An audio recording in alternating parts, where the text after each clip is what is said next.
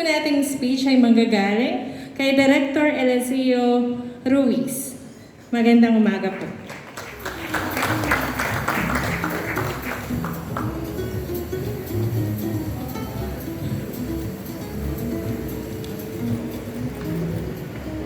Thank you.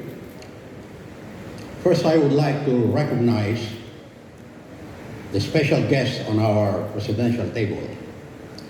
First is Councilor Joey Amsola and Councilor Sigi Ocampo, Councilor Pablo Ocampo. Dami pa rin.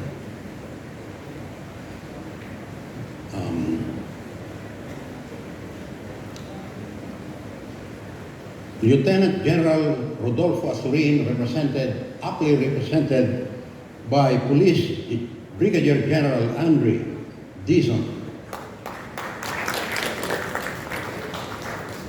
Of course, our very own attorney, Alex Lopez, the chairman of a quadruple A construction company, and a very close family friend of the President and the classmate of the First Lady.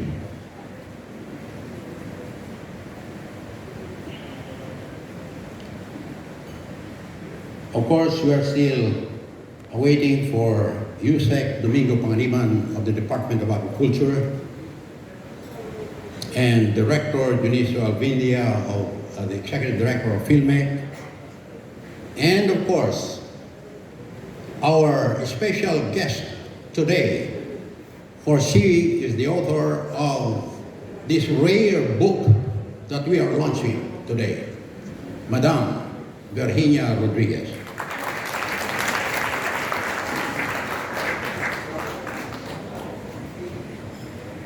His Excellency, President Bongbong Marcos Jr., Her Excellency, First Lady Lisa Araneta Marcos, to all the dignitaries and guests at today's memorable occasion, the launching of a rare book entitled Leave Nobody Hungry, authored by no other than Virginia Rodriguez, a distinguished investigative journalist of the country. And to all dignitaries and guests at this memorable occasion, good morning. About 3 months ago, when I met with the author, and we were talking about the pronouncement of the President to provide clean milled rice to all Filipino consumers at the cost of 20 pesos per kilo. She inquired if this is doable, and I said, yes, indeed, it is.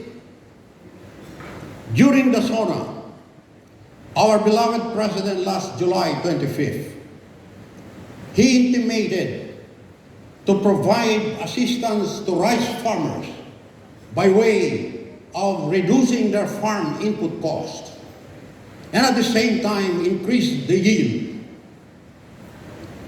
These are positive directions for us to achieve the 20 pesos per kilo rice challenge. This humble representation had come up with a proven rice production technology that would reduce farm input costs, especially fertilizers, fourfold compared to the 100% chemical fertilization, and at the same time increase the yield by at least 100% compared to the national average of only 3.8 tons or 76 kawans per hectare. This technology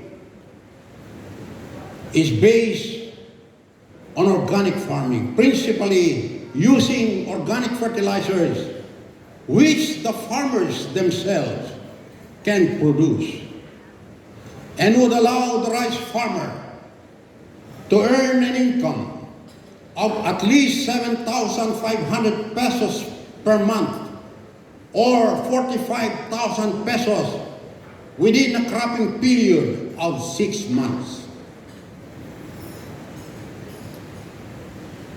Coupled with the mechanization program being offered by the government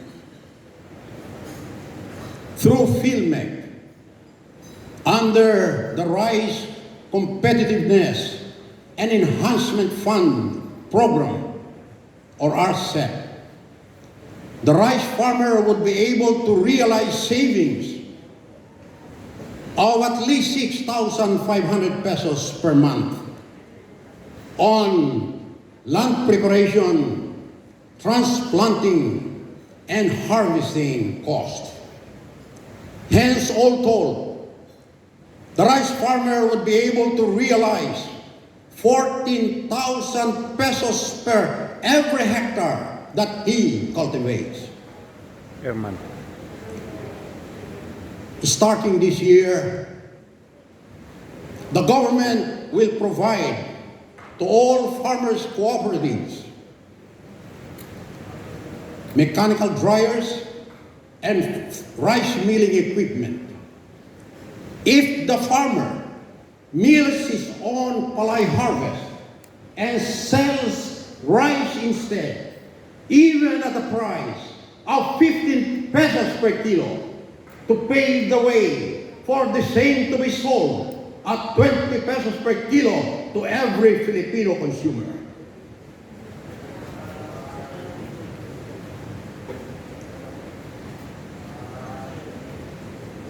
If President Duterte made possible to provide the school teacher and the lowest rank military personnel to receive monthly salaries of 28 and 29 pesos respectively, why not the rice farmer who is feeding the nation?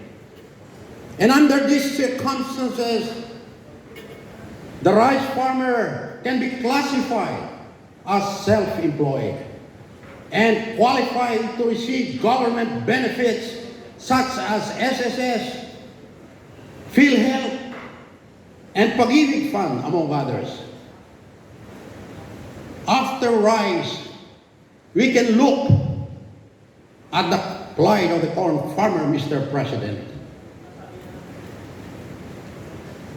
I have a businessman friend by the name of Mr. Whedon King, who had been collaborating with an Indian corn breeder, who had developed a non-GMO hybrid corn seed that yielded 15 to 17 tons per hectare, compared to the national average of only 6 tons per hectare. And with organic farming, the corn farmer, I believe, would be able to achieve the 15 tons per hectare potential yield. Through organic farming, Mr. President, we can bring back the yield of sugarcane to 150 tons per hectare instead of the current national average of only 70 tons per hectare. And if this happens, we can again export sugar. And instead of importing the commodity, and avoid a sugar fiasco, such as what we have experienced lately. We can also empower our coconut farmers, Mr. President. And we can do this 2 ways. First, is by intercropping their coconut plantations with high-value crops such as coffee, cacao, pineapple, bananas, papayas, or even fruit trees.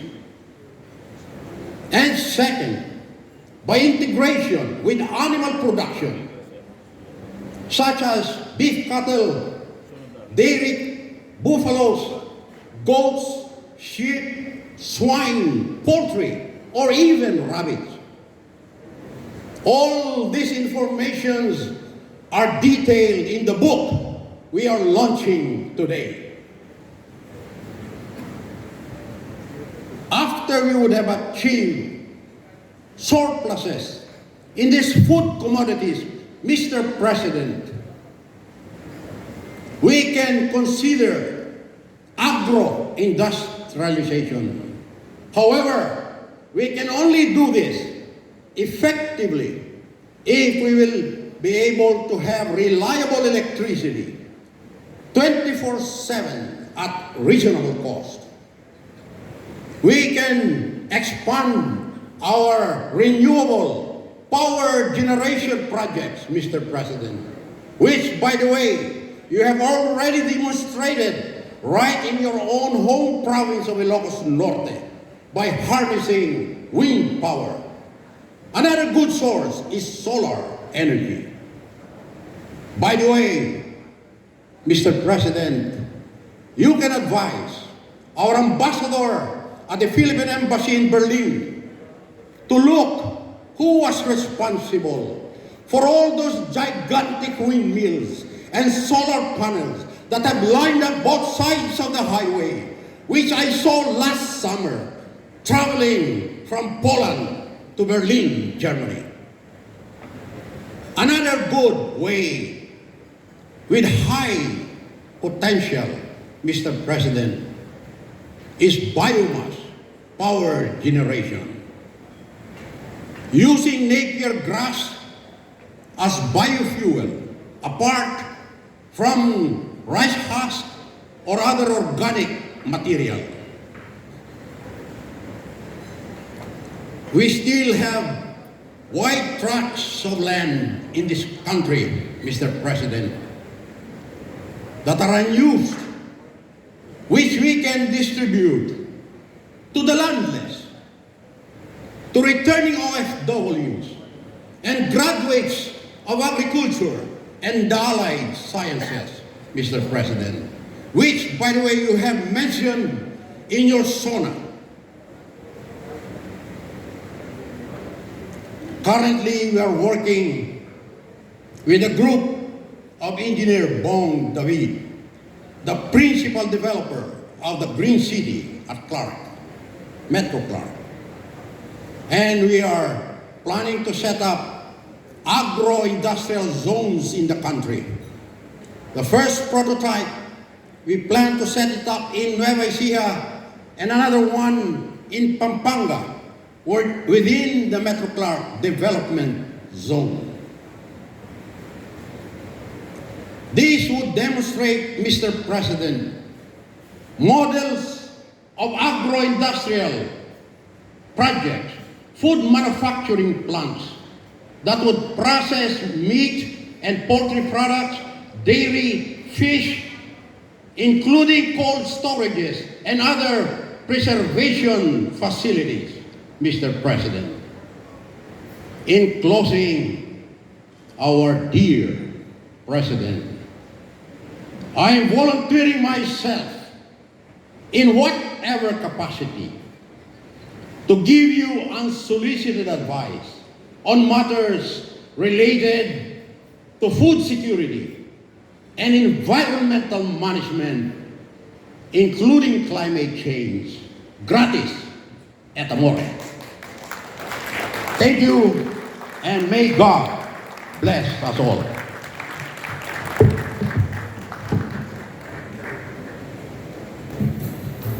Maraming salamat po, Dr. Eliseo Ruiz.